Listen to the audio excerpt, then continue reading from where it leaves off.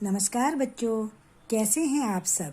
बच्चों, आज हम अगर नाक न होती पाठ के प्रश्नोत्तर करेंगे।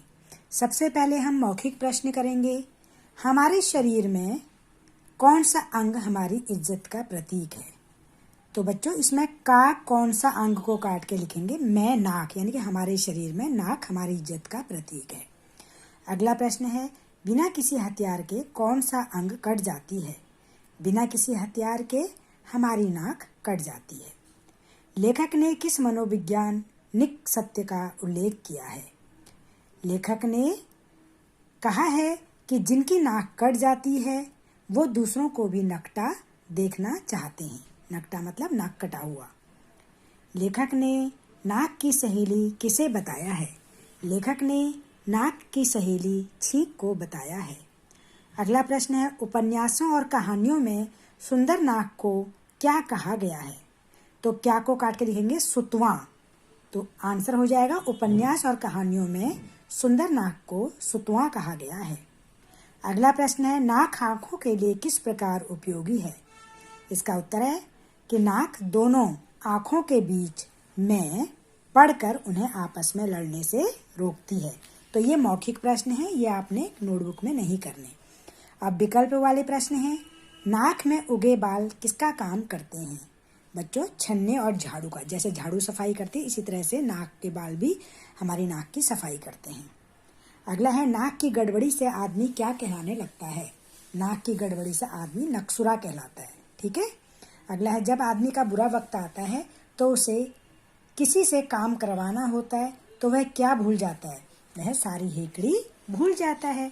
तो बच्चों, अब हम इसके लघु प्रश्नोत्तर करेंगे। तो पहला लघु प्रश्न हमारा है, यदि नाक न होती तो आदमी का जीवन कैसा होता।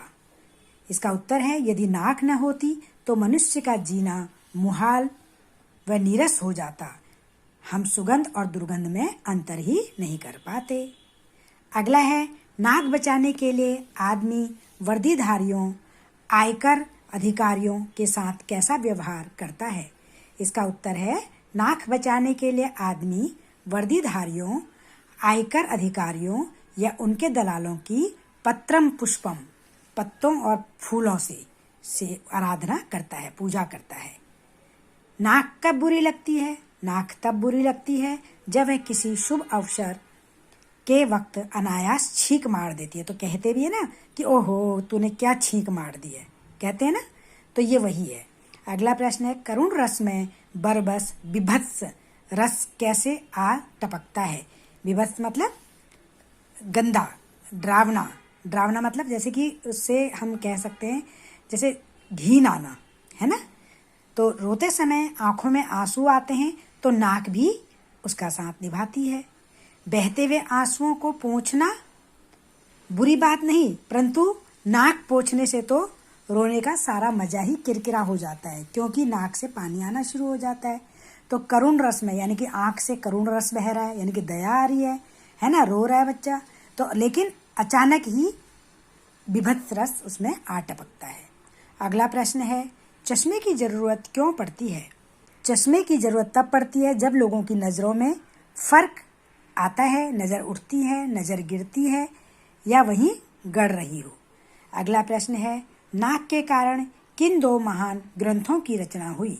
नाक के कारण महाभारत व रामायण दो महान ग्रंथों की रचना हुई। बच्चों, ये लघु उत्तरीय थे। अब दीर्घ उत्तरीय। नाक नीची होने के डर से लोग कैसा आचरण करते हैं। इसका उत्तर है, नाक नीची होने के डर से लोग हमेशा एक डर से मुकदमेबाजी में बर्बाद हो जाते हैं।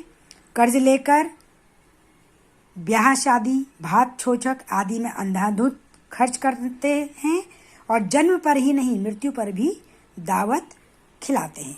पड़ोसी के बच्चों को कॉन्वेंट स्कूल में पढ़ता देख अपने बच्चों को भी मजबूरी में उसी स्कूल में दाखिला दिलाते हैं। खरीदने की हैसियत नहीं होने पर भी महंगी किस्त देकर टीवी, फ्रिज, कूलर आदि खरीदते हैं, क्योंकि वे सब अपनी नाक नीची होने के डर से डरते हैं। तो बच्चों, अगला प्रश्न है, नाक का रहना क्यों जरूरी है। इसका उत्तर है, नाक का रहना बहुत आवश्यक है, क्योंकि नाक ही हमारे शरीर का एकमात्र अंग है जो हमारी इज्जत का प्रतीक है। अगर नाक न होती तो कोई भी सूरत देखना पसंद नहीं करता, और नाक कट जाने पर तो और भी कोई सूरत देखना पसंद नहीं करता है। प्रश्न 3 है, मध्यकालीन काव्य में नायिकाओं की नाक के लिए कौन कौन सी उपमाएं दी गई हैं? मध्यकालीन काव्य में नायिकाओं की नाक के लिए बहुत सी उपमाएं दी गई हैं। नाक को चंपे की कली, तिल के सुगंधित फूल से निर्मित और तलवार की धार से बढ़कर बताया गया है। अगला प्रश्न है, नाक हमें बीमारियों से किस प्रकार बचाती है? बच्चों, नाक हीटर की तरह कार्य भी करती है। बाहर की ठंडी हवा को गर्म करके अंदर पहुंचाती है और ठंड लगने से बचाती है। आजकल प्रदूषण बहुत है, वह वातावरण में व्याप्त यानी कि बहुत ज़्यादा प्रदूषण को फेफड़ों तक जाने से नाक ही रोकती है। अब अगला प्रश्न है, रामायण और महाभारत की कथा में नाक का क्या महत्व बताया गया है? बच्चों, आपको पता है जो रामायण और महाभारत, इन दोनों का कारण नाक ही थी। रामायण में नाक के कारण ही सीता का हरण व रावण का मरण हुआ था। अगर रावण की बहन शूर्पणखा की नाक नहीं कटती तो रामायण की रचना कैसे होती? और महाभारत में भी नाक के कारण ही महाभारत भी रची गई।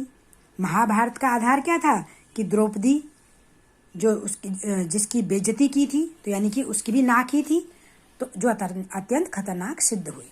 अगला प्रश्न है, नाक कटवाने से नाक बचाना ज़्यादा जरूरी है, क्यों? इस पर सोचकर अपने वाक्य लिखिए। बच्चों, आप अपना आंसर दे सकते हैं। मेरे हिसाब से मैं ये सोचती हूँ, देखिए, नाक कटवाने से नाक बचाना ज़्यादा जरूरी है, क्योंकि जिनकी नाक बची रहती है लोग उन्हीं से घुल मिल जाते हैं, अर्थात उन्हीं से दोस्ती करते हैं।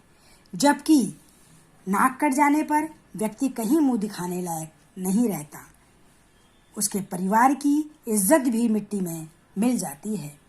कोई भी ऐसे ही लोगों से बात करना पसंद नहीं करता जिनकी नाक कटी होती है, यानी कि जिनकी बेइज्जती हुई होती है।